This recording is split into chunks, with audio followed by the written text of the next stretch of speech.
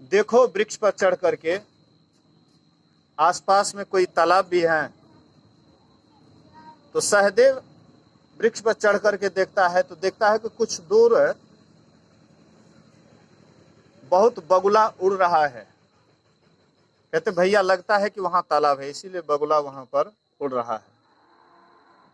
कहते सहदेव जाओ, पहले तुम पानी पी लेना और हम लोगों के लिए भी पानी लेते आना।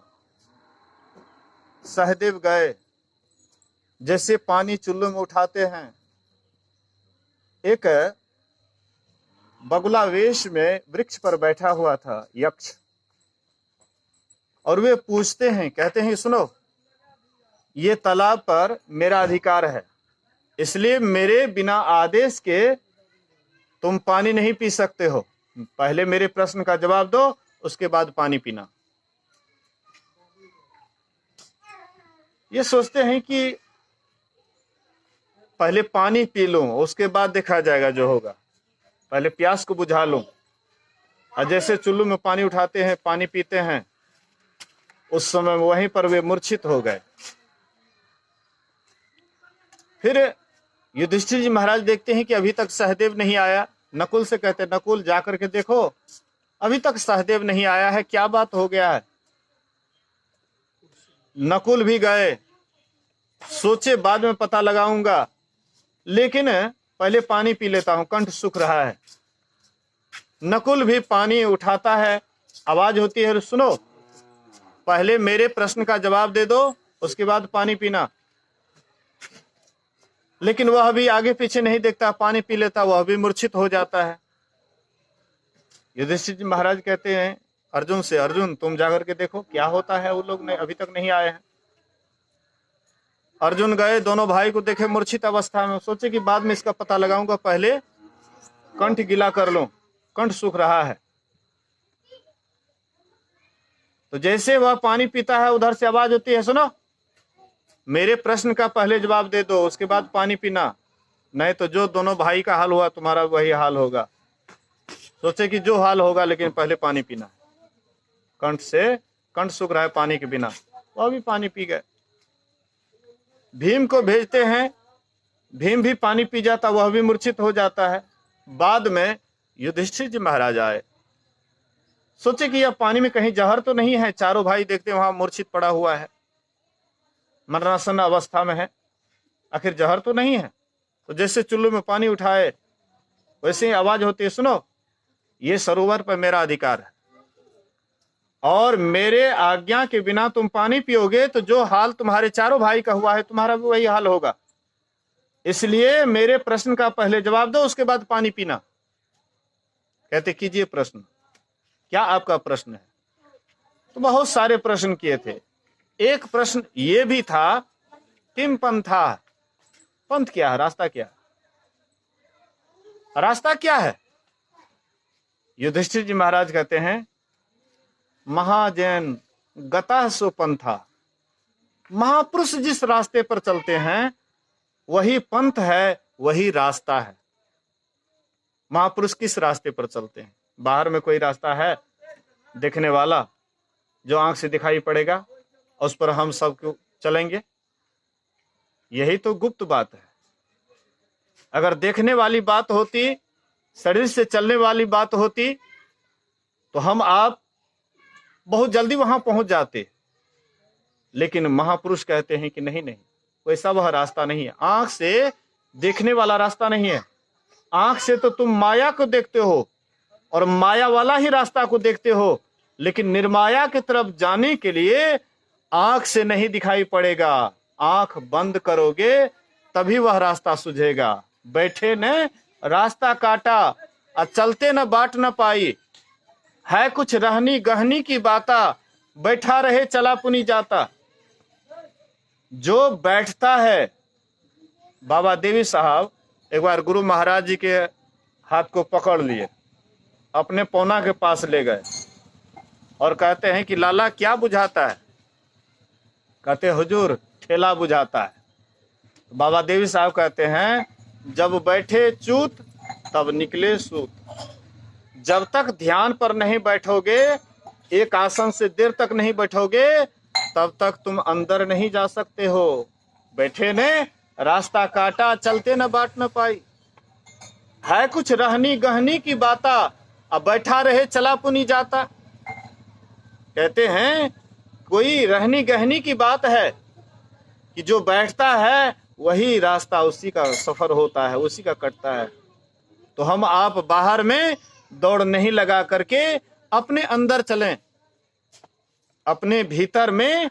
हम भी भीतर में ही हैं और हमारे जो परमपिता परमात्मा हैं वह भी हमारे भीतर में ही है। दोनों एक ही जगह है।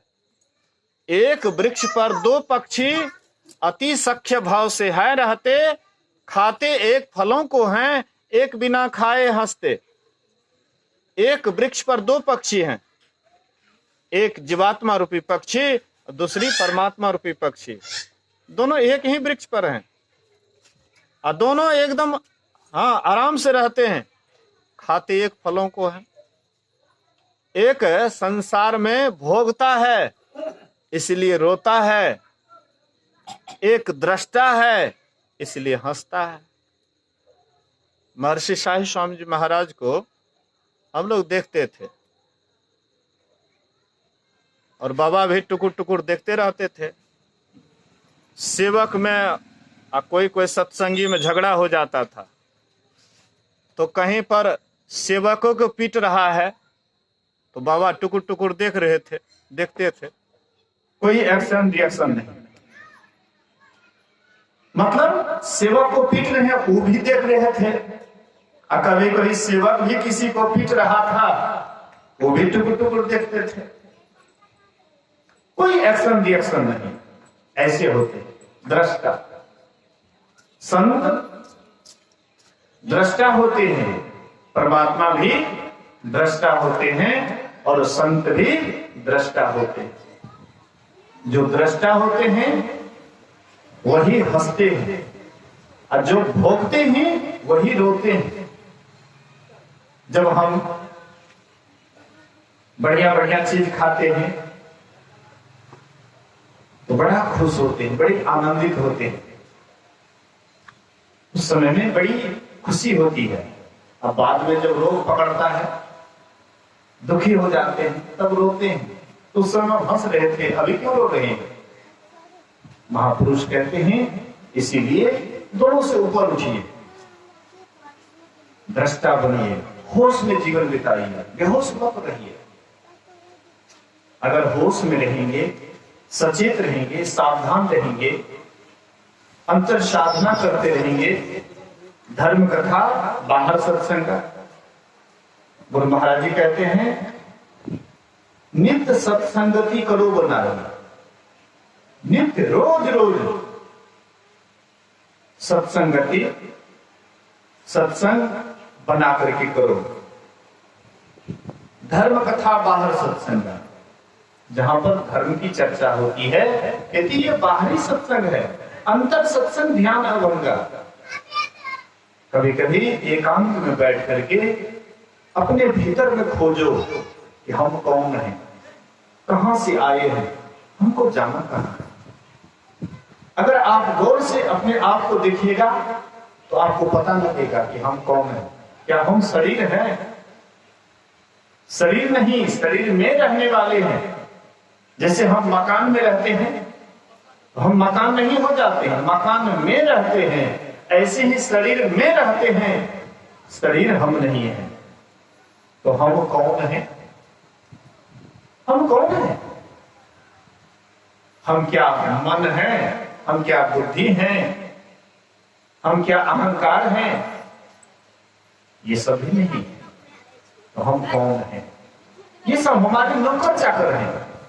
जितनी भी इंद्रियां हैं, मन बुद्धि चित्त अहंकार, 5 ज्ञानेंद्रियां, 5 कर्मेंद्रियां, ये 14 नौकर हैं, नौकरानी हैं। लेकिन हम आप अपने मालिकियत को भूल जाते हैं और नौकर नौकरानी के पीछे पड़ करके हम आप ही नौकर हो जाते हैं, वही मन ही मालिक हो जाता है। मन जैसे जैसे हम आपको नाच नचाता है, हम आप वैसे ही नाचने लग जाते हैं। मन तो ही नाच नचावे माया।